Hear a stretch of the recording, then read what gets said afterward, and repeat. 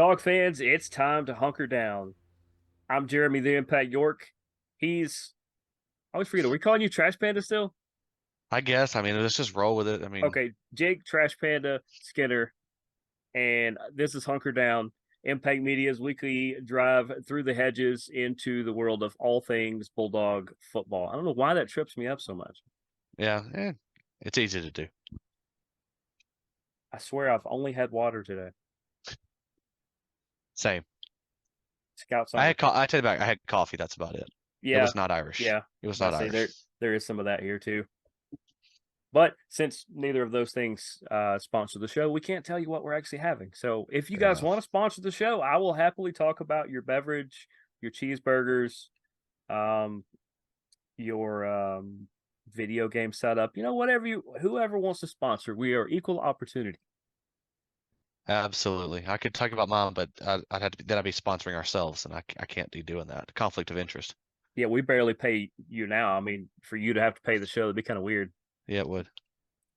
But we've got a lot to get into. Obviously, the Dogs had a big game. There's some other stuff we want to get into a little bit later. We're going to do something a little different, kind of in the middle of the show.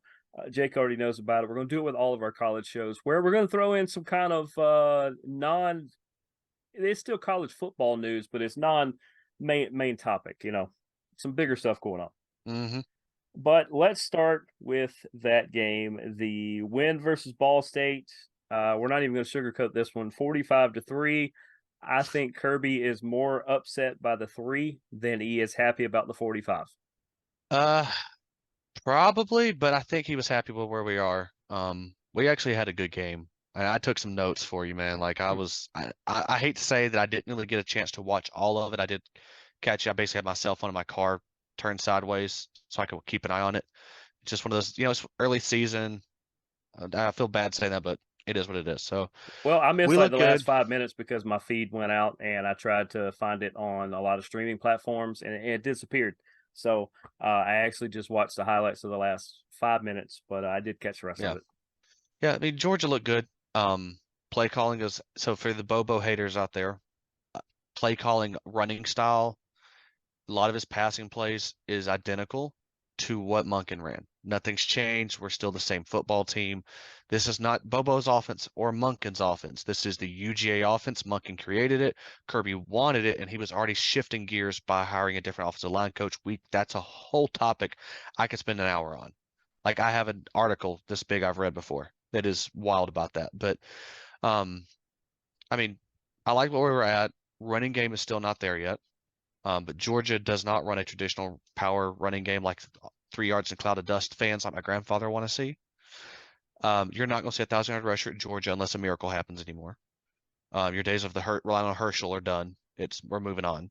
Georgia runs screens, and we got there's stuff that we do differently. So our screens are actually our run game when we're struggling. We're still not healthy in our offensive line, and our tight ends are not blocking good enough. Neither are the wide receivers. They got to figure that one out. Yeah, definitely so. Once again, they start off. I'm not gonna say they start off slow. It's kind of like they like to ease into it, or sometimes it feels like UGA likes to just spot the other team a little bit of an advantage, not necessarily points, but just kind of, you Yeah. know, we're gonna go ahead and see if you can get established, and then we're just gonna squash it. But the second note I wrote down, the first note I put on here is the offense was they were trying to put some things together. I think that it's that vanilla offense we're talking about. This is not They're the playbook, curb. so Yeah, I they're not think going to that's show why you they anything. I think that's why they struggle with it, is because it's so simple. It's not what they've been studying since the spring. It's not, and you also last year they didn't have this problem. Why? You had you had Stet. Stet knew what to do. He knew we were going to be vanilla. He knew how to do it. Besides, we also had some different backs in there that were Mm-hmm. healthier than this year. We're missing a couple of guys, and we also one of the big things that you're struggling with is we're missing Darnell, Big O, 6'8", 260 pounds, runs a 4.5 or 4.6 40 that went to the Steelers. We're missing him. We don't have that blocking tight end to run the two tight end sets. That's where we lived. Was our bread and butter. Him and Bowers, you were toast last year. This year it's a lot of 11 personnel, one tight end, one running back. Lawson Lucky, once he comes back from injury, I think you're going to see us kind of start ramping up that two tight end because he's not as big as Darnell, but he blocks like a monster. So that's what we need. That's what's going to be beautiful. I will say this. One of the things I loved about the running game is Dylan Bell got to have a huge play. Number 86, that huge touchdown run. Kirby doesn't want to use that guy there, even though he is a running back, wide receiver combo. Think the Joker position the Falcons have for Cordarrelle Patterson. quarter. Yeah, that's it. Thank you. He's that kind of kid. If he does that again next week in South Carolina, I'd say leave him at running back and just flip flop him out. Let your players play. It looks bad for the kids coming in, but they understand. So, I mean, slow start, like you said, but I don't stress it. If you were to take all of it together and different sequence of order, nobody's complaining. No one's complaining. Yeah, and obviously we'll get into the defense in a second because if the offense started cold, the defense was smoking hot from the very beginning. But everybody talks about that Joker position, that guy you can move around in the formation, you Hmm. can do all these different things with, and we never give one of the originators. He's probably not the first, but we never give one of the originators a lot of credit. So if you thought it would take this long into this podcast for us to say the words Percy Harvin, shout out Oh, Percy I Harvin. was thinking the same Percy thing. Harvin. I thought you were going to say Shout out to that Deion for a guy second. because between him and Tim Tebow and Aaron Hernandez, that Yeah, let's not that even go there. that was a ridiculous offense they had in Florida. That's That probably was the a last good time time. Florida was good. It's been a while, yeah. And speaking before we hop over to defense, like I'm not going to say much about them because they were just great. Um, but I want to talk about Beck for a second before we move on. Beck looked good. Beck still was a little nervous, a little timid. He's not trusting his throws yet. Don't know why, but he's just not there.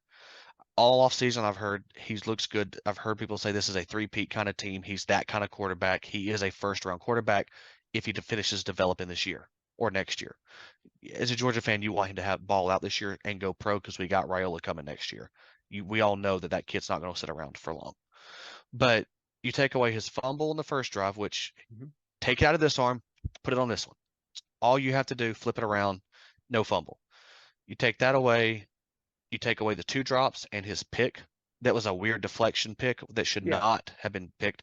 He had an 85% completion percentage if you take those away. And throwing for two Hmm. touchdowns, nearly should have had three, not to mention because there was a phantom, or they may have scored after that, but there was some random calls. Beck looks like your quarterback. He looks like everything we want. It's vanilla and that one drive where he connected with Arian on back-to-back passing plays. If you noticed after that point, he started taking deep shots. He Hmm. quit being afraid. He finally goes, "Oh, I've got this. This is just like practice."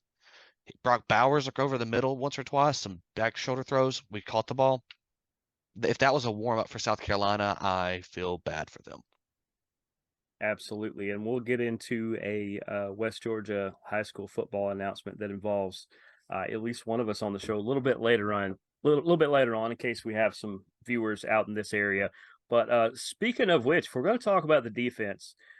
We talked about last week. We mentioned a particular name of a local kid, and you can call it lucky all you want. I say you have to put yourself in the right situations for lucky things to happen. How about that interception from Chaz Chambliss? That's reacting like that was great hands by your outside, well, your edge player, which we talked about. It's a funky position at Georgia. Ugh. I mean, that's Most pure people luck. catch that in the side of the ear, and it drops. Yeah, I'm catching that and just I'm having that scene from with that scene from what's the Pulp Fiction. That's me Yep, trying to catch that ball. yep. So, needless to say, great play. Like he had a good game, and Starks was just Starks all game long. That pick, oh yeah, we're fine. Georgia's defense played near perfect. Loved it. I think they're in good shape. I think defenses woke up after that rough week, the first one. Oh yeah, they definitely did. And I can't remember. Once again, they didn't have any sacks. I don't believe. I thought they got credit with one. I thought I wrote down Um, one, so but I'm looking right here. Actually, they're not I actually, officially giving them one. yeah. Let's see. I'm probably thinking of the Tyke Smith takedown is probably what I'm thinking of Yeah, yeah. We had 0 sacks this week. because this is ESPN too. They don't look Yeah, another person at I've got ESPN. this. You don't employ us, so your statistician Yeah. is a little lame sometimes, and I think you missed one. I think there was a couple sacks in here. Yeah, it could be. I'm checking the actual NCAA Hmm. statistics as well. I've got that PDF. I don't see one listed. Hmm. They're against them Again, too. again, we're not showing anything more than vanilla. So right now it's not so Right. much besides we haven't really faced any pure pass sets yet. So I don't stress it. Sacks Kirby's all he cares about is getting pressure and making the quarterback throw the ball away or panic. And then our secondary to keep that catch from happening. So we're in a good shape. Right. Because you had, I don't know, it looks like about 30 players, and that's not even exaggerating. About 30 players had at least a solo tackle, and Hmm. your leading tackle was Smale Mondon Jr., who had 4, and AJ Harris, who had 4, True Tyke freshman. Smith with 3, CJ Allen 3, a bunch of them Dude. with 3. Like Yeah, everybody from 1 to 4. That just Tyke's tells you. looking good, dude. Like that kid, he's the transfer out of West Virginia that came with our last coach that we had. And we're glad he's gone because Mhm. he was horrible in the secondary. There's a reason why we wanted him out of here. Tyke's finally looking good. For being 5'10", he's not afraid to hit the quarterback or go after it. His job, he had one where he chased the quarterback down, didn't get a sack, but he was able to cause that havoc and that pressure that you want. But I'm looking at the stat line with you, and I'm counting in the top grouping, 1, 2, 3, 4 of the top 7, 8 true freshmen on the tackles. Yeah. That says that I'm glad we got these boys. Well, and once again, to give the shout out to Chaz, this is his first year starting. So, I mean, it's almost like he's a rookie. He did get some snaps last year, but He it's no his he first he year starting. was he was the starter last year. To Was he? correct you, he did after Oh, that's right. That's number right. 4 went down. I'm blanking on names tonight. I'm struggling Yeah, here, but he did start the last half of the year after the injury after the Florida game. He took over that's right. and That's right. Chaz struggled. He really Yeah. struggled. His biggest issue has been setting the edge. Now he's setting the edge. Now he's in a good shape. I think he's fine. Sadly, no, I won't say sadly. He's the least talented in that linebacker room. We've got that right there. The fact that all these other kids are talented, Kirby's using that, going, he was rated lower than all of you. Why are you not playing better? And Kirby is that's, motivating that room, and that's going to be dangerous. that's like saying, Superman is the least great Justice League member. It's you still have the Justice League. They're still the best of the best. They still do everything, as good as they are. He just happens to be possibly possibly the least talented of them all, and he's just that It's talented. Batman all day. Yeah. Batman's the best. It's Hey, don't Batman come still at me. slays. Yeah. Batman. I mean, his counts are just high as anybody else. Yeah. But yeah, defense, like I said, I'm proud of the defense. They looked good. Everything I've looked at on film. They got to clean up some stuff. Obviously, they still got more work, but I'm happy where they ended up. I think we're looking good for the South Carolina game. That should be a win. I don't think South Carolina's looking all that great. No. So I think you've got a quarterback that's averaging nearly 400 yards a game right now in the Rattler. That's because he's having to do it. So Georgia gets some little havoc. You're going to see them play a little bit different this coming Saturday. I think Yeah. Georgia should. I think this will be one of those 40 points to 14. Maybe we give up 20 if we have some broken coverages. Other than that, I think Georgia could. It wouldn't shock me. Kirby hates Kirby hates Beamer. Hey, I think Hate no Beamer pulled there's some a stunts. probably a short line of people who do as well, and it's you Yeah. know I don't personally have anything against him or anything like Oh, that. Don't really have anything for him. He's kind of in the middle to me. But yeah, I totally understand when people are on one side or the other. He's just kind of that polarizing guy sometimes. Kirby like Saban loves that. Loves when you come in, you work. You Hmm. show up every day. I think I mentioned it last week. This guy lived off his last name. He lived off of being Frank's son. Nothing against the guy. Some people get away with life, but he also was one of the ones who took notes back at the WikiLeaks. Hmm. He was involved in that. So Kirby, when he found out, he was like, "Okay, go on." Right. So And we would be remiss if we don't mention that Makai Muse is pretty good at returning kicks. I think he's it's safe pretty to good at say. everything. Yeah. I mean, he's good. Yeah, he's good at a ton of stuff. But if the ball's in the air and he's the one back there potentially going to catch it, I would just, I mean, you're better off just turn around taking a knee. I think it's safer to just, Hmm. to just, squander the fourth down opportunity or kick it out of bounds or something. There's no way I'd kick to him. No, not after seeing that. I want to say he's going to get to at least 2 to 3 more before the end of the year, kickoffs and punt returns. And I think he's going to do it against somebody big. I'd love it. I would love it. There's going to be that team that challenge him, Tennessee or something like that. Go, I'm not afraid of him, and then they run past you. Hmm.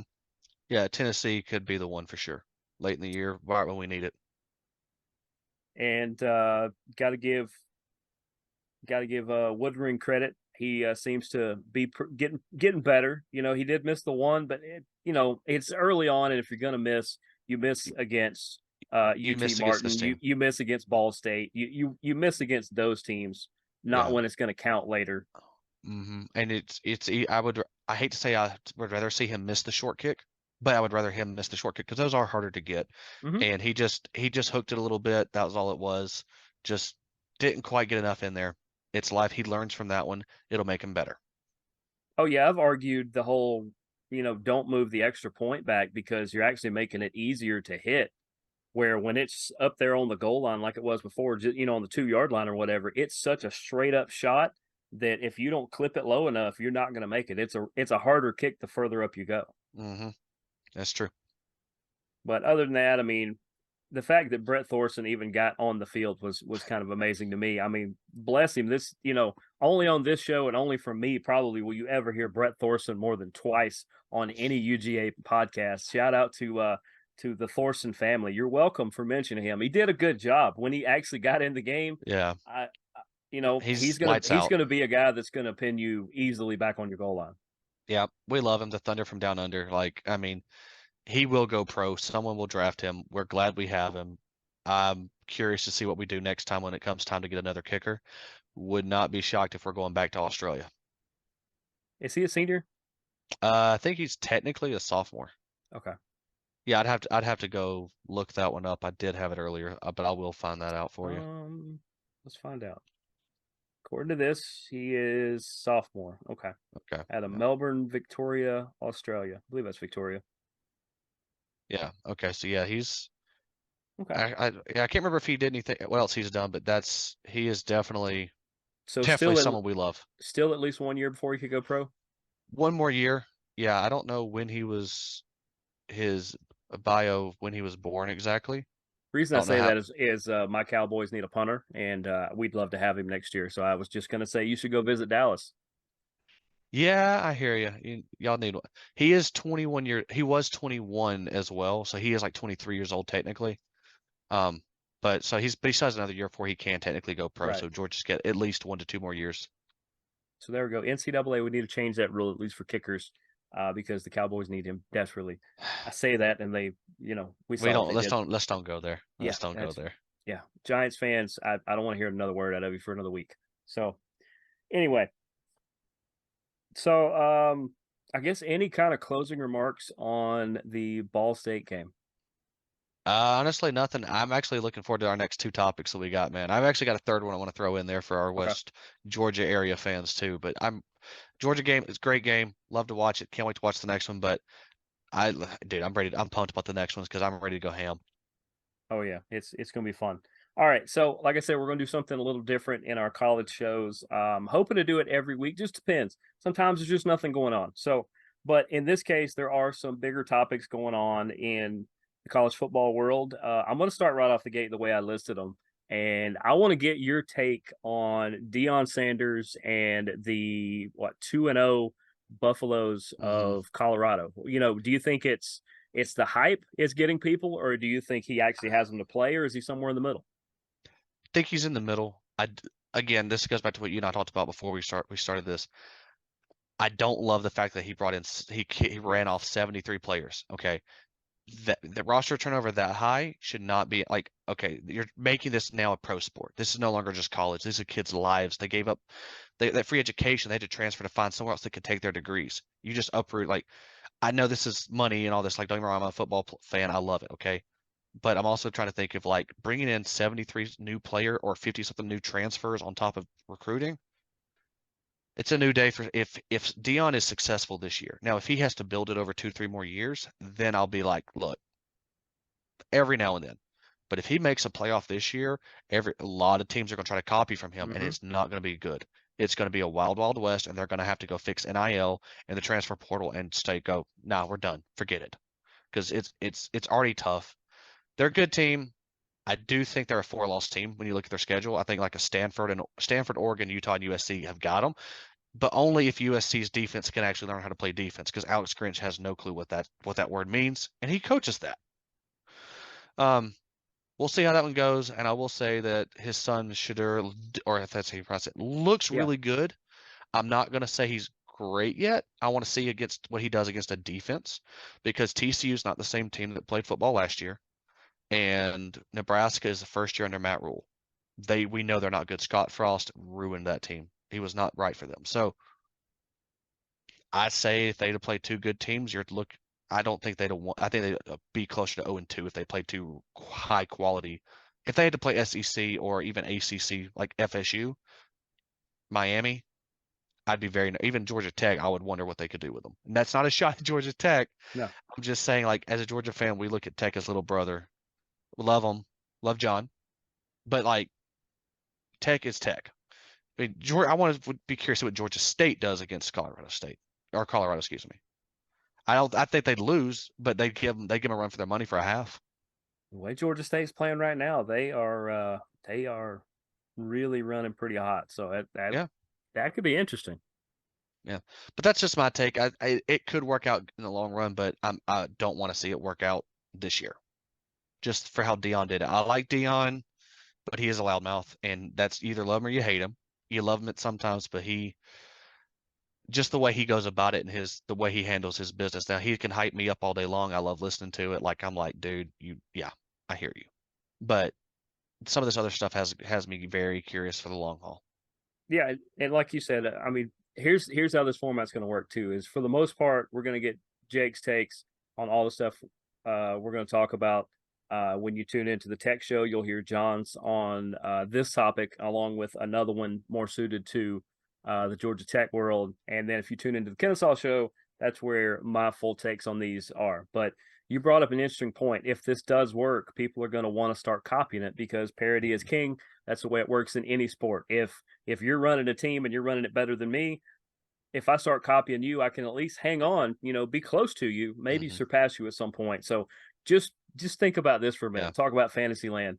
If this works and Deion even makes a New Year's bowl, a New Year's Day bowl or something like that, makes Hmm.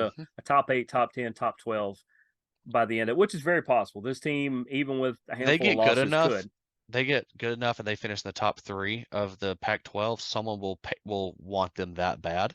Oh yeah. Someone will want them that bad, and you know he will go for it because he knows that it will cause chaos. Well, but think about if that works, then what's to stop? Let me think of what's to stop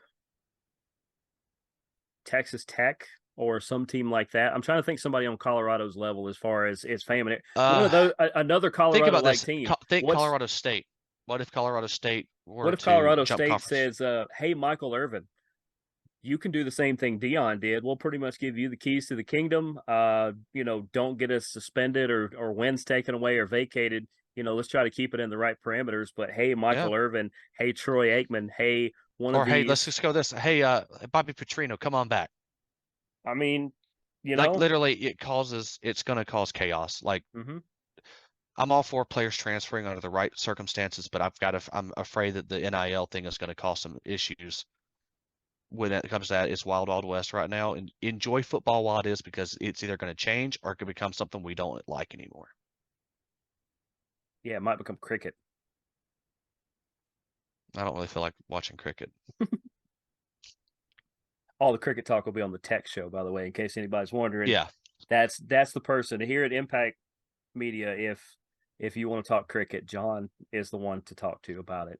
We all watch it, not quite as regularly as he has. He once watched about a 4-day match, I believe, something like Yeah. on and off Yeah. the whole time. Well, And that's what you do when you go to tech and there's nothing else to do. yeah, he had an amazing GPA, and I think I was busy for a couple weeks, so And I didn't yeah, know him yet, so yeah. yep, pretty much. Yeah, we had not worn out the hockey trail, so Fair enough. but yeah, the Deion thing's fun. I think that's going to be an all year topic, and Hmm. we'll probably be able to revisit it probably in 3, 4, 5 weeks and just see the progress of where it is. or if it's completely rug pulled out from under him because he's actually played real competition. But also remember in the Pac-12 that nobody plays defense anyway, so it may be when he gets outside the Pac-12 that he actually sees a Mhm. defense. Yeah, that's why I say that Oregon. Hmm. That's where you're going to see some stuff really go down. Yep. Um, we'll see what happens on that, but yes, that one, whew, it's going to be fun to watch for sure. Oh yeah. And we'll move on to our second topic, and then I'll let you throw in that third. I know this one was going to rile you up anyway because it's something we talk about. I'd say about every other week anyway, whether there's football going on or not. We all saw that Alabama lost a semi-close game. We can't say it was a blowout; it wasn't, but Texas was able to top them. It now, while that didn't surprise me, I said for about 2 weeks prior that if Bama loses to somebody like Texas, it would not surprise me. Texas is a good team. Bama's a pretty good team. They're probably pretty equal. Texas probably has a little more talent, but Don't what tell Bama does fans that. yeah, unfortunately, we're near a lot of them right now. So, I mean, if they're watching, I hope they didn't just tune out. There's some other good content coming, I promise. Yeah, But, overall, your take on the Bama loss to Texas and, what it means going forward, whether that's yeah. that's UGA related or not. All right, so I know our timer just kicked off on this, so let me just go ahead and Yeah. say I'm going to go through this quick because I got some notes. Texas fans, you're welcome for AD Mitchell. You're welcome. Georgia recruit. You got no. I'm just having fun here. Texas did not recruit AD Mitchell. The kid is from Texas. He transferred back home because he wanted more money. Georgia wouldn't give it to him, and also he has a kid out there. So I understand him transferring. He kind of was a bit of a toxic in our locker room, so that's whatever. But the fact is, he was a 3-star who left as a 5-star, and look what he did. He helped Georgia win back-to-back titles, and he's helping Texas. You're welcome. Um, on the Texas side, Ewers looks great. He looks athletic. He's fun to watch. I'm gonna have to go and see what he does the rest of the year. And Sark is scheming wide receivers open for days in front of him. Defense doesn't look as good. I watched it. Bama did have some moments against them. If they'd have kept Jalen Milroe in the pocket more, oof, that game would have been a lot different. And I say different, I mean like Bama scoring down. Texas is probably 2 years. If Texas stayed in the Big 12, they're 2 years away from the playoffs. Moving to the SEC schedule in the future, I don't know what that looks like for them because that's a gauntlet, and we all know how tough Vanderbilt plays. I'll say it right now. Mhm. Vanderbilt will mess somebody up, especially a night game, your sleepy afternoon game. Texas will go play Vandy, and Vandy might just take a win, and they're not that great. But on the Bama side, Bama doesn't have the drive. They don't have the depth. Their defense is super suspect. They don't have those guys, and they're playing true freshmen because they had no choice now. Not trying to be that homer, but Georgia doesn't have to anymore. We used to be like that.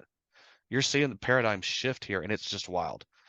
The offensive coordinator, he was the reason why Notre Dame struggled last year because Notre Dame's looking better without him. And then you've got Milroe. He's electric when he doesn't try to throw the football too carelessly. I was trying to finish that because I didn't want you to think I was just saying every time he throws, he's horrible. Those picks were bad picks. They were just bad. And then it doesn't help either that they have a true freshman, Caden Proctor, who is an Iowa boy, and if an Iowa boy leaves the state, that's wild, especially at offensive line. He left to go play at Alabama. He got killed in pass pro on that left side all night. Like you watch that first pick, Milroe had no time because that guy came in the middle and just Proctor's sitting there looking and wondering. He was doing the Pulp Fiction. Where'd he go? More than once last night or the other night.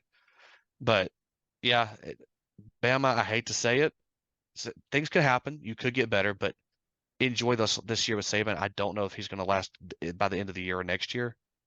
He's got I think 1 to 2 more I, years. He's yeah. I because think I he's think already the end of mentioned it. next year is probably it. Unless this year's just that rough and he sees the writing on the wall. So we'll see what happens. But I think I think the championship run is coming to a full stop here. It's just I don't know if it's just everything around him. The team just doesn't look like a normal Saban football team. They've been going downhill. But it's on a topic. But Kirby was a huge part of it originally. He helped build it. He helped redesign it when they needed to. He was huge in that. Kirby now goes and gets the same kids he would have gotten at Bama. Georgia's getting those kids right now. I'm enjoying the golden years. I know this may not last as long as Saban's. So Alabama fans, enjoy it, have some fun with it. Just don't give me any of that woe tide, because just keep your mouth shut. I don't want to see the two teeth you got. Unless you're serving waffles. If you're serving waffles, he's all about Then it. I will happily be there. I'll hear you Yeah, say it all day long. absolutely.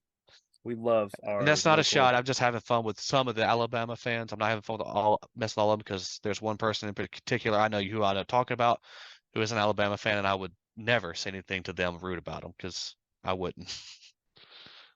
It wouldn't be smart at all. No. It wouldn't be Kirby nor smart to say No, anything like very that. funny. Well, what were your thoughts on that one though? I don't know. Do we have time for your other topic? Yeah, because it's like a brief, like 10-second throwaway. Okay. Um, I'm kind of in the same boat with that. I heard a thing earlier. There was a friend of mine who did an interview with the Chick-fil-A kickoff Hmm. president, whoever runs that guy, and he told the story that he was friends with Saban. That's how he got Alabama in the first Chick-fil-A kickoff because Chick-fil-A couldn't get in the end of the year bowl, so they wanted to kick off. So Hmm. they said, "You why don't we get at the beginning?" And that's why that whole kickoff started. But he said part of Nick Saban wanting to do that was not just to be on a platform like that, but he said, right now, if we can be number one in recruiting in the state of Alabama, and we could be number two behind Georgia, and get those other Georgia kids, then I feel really good about where we're going. And that was year two for Nick Saban. And if you want to look, that was pretty much the start Yeah, of that it was. incline. And It that was. you could almost credit the Chick-fil-A kickoff game as the start of the dynasty. So Well, we all know other, where your favorite place to eat is now. I wish I do like Chick-fil-A, and if they want to, I had to say it because I was a sponsor of that bowl. Yeah. I couldn't just say the chicken bowl or something. But yeah, other than that, good for Texas. Texas is back. I will say Texas is back now. They were not back last year. I will hold judgment for another year. I will hold judgment if by the end of the year Texas is playing in the playoff and they look good. I will grant you a Texas is back. Texas is back is thrown around too often, like when they beat Notre Oh yeah. Dame that one year. I'm Well, but just gonna keep say in it. mind too is when is it Ewers or whatever, whenever he moves on, there's a Manning behind him. So I feel pretty good about the next couple I'll years. say this right here. This Manning was a third round at best. Probably At best. he'll I he'll get he'll think get bumped around because of his name. his name is the reason why he gets the bump. That's it. Mhm. That's it. You look at his tape, Not yet. he's not there yet. Now, he could, I'm not saying anything, but while Cooper was the more athletic of the brothers, I don't know that the kid's the quarterback that his uncles are. That's fair. At this stage, he's not where they were in high school, Do in you want to college. So, do a quick preview of this week's game or your third topic?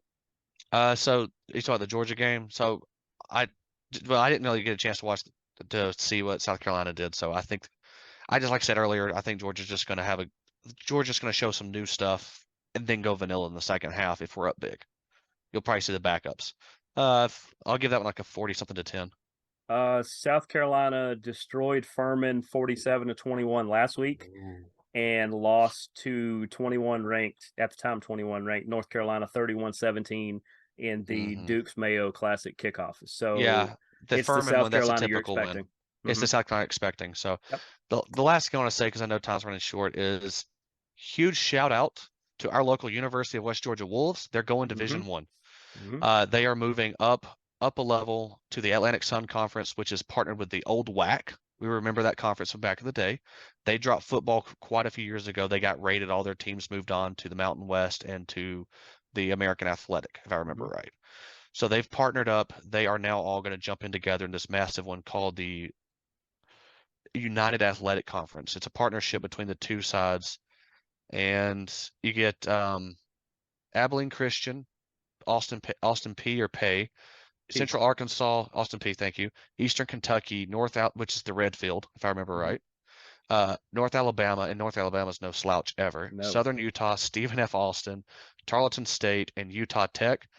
And Hmm. then you're also into 25, University of Texas, Rio Grande Valley. That's a mouthful. And like I said, University of West Georgia. I mean, the Wolves are finally getting what they wanted. Former Division III back in '82, national title. They didn't win anything at this level. Glad that they're moving on. Probably this is the right conference for them because I think they're going to need to replace some people on that staff starting at the top. They're nothing against him, but Valdosta State did get better when Dean left. And there's an alumni of West Georgia that is a lifelong friend of mine that coaches. Gosh, he was at Grayson last year. I'm not sure where he's at now. He's a high school coach. You guys should look him up. Coach Carter should be who you're going after, guys. That's the guy who will take you to the next level. But real quickly, I agree with you on South Carolina. Probably 41-17, something close to that. I'm going to give South Carolina credit. Busted coverage. Right. Busted coverage gets you 17. Otherwise, right. 7 or 10. True freshman or something like that's just going to jump a route and miss, and you're going to get beat or get hit with a late field goal late, something like that. But other than that, this has been another great edition of Hunker Down. He is Jake Trash Panda Skinner. I am Jeremy the Impact York. It helps when I read the screen. We will see you guys next week. We'll let you sign off for the Go Dogs. All right. See you guys later. Go Dogs.